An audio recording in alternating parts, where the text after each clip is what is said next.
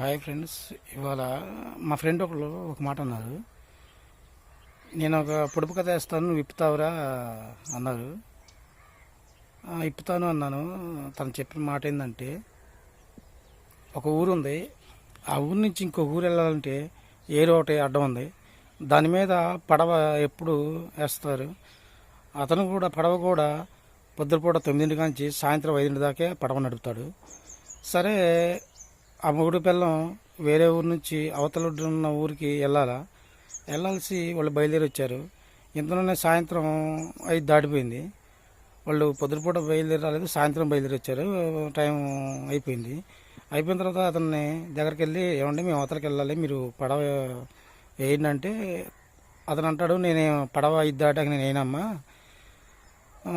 మీరు కొంచెం ముందు రావాల్సింది అని అంటాడు.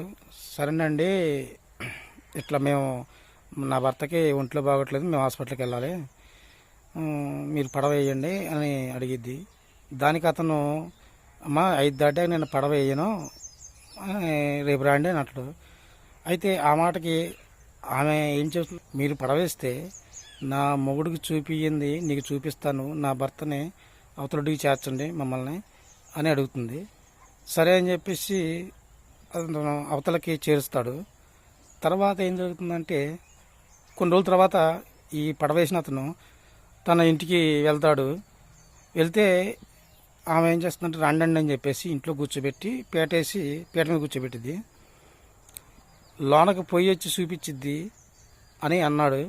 అది నాకేందో అర్థం కాలేదు. ఫ్రెండ్స్, మీకేమన్నా తెలిసింటే కామెంట్లో నాకు తెలపండి.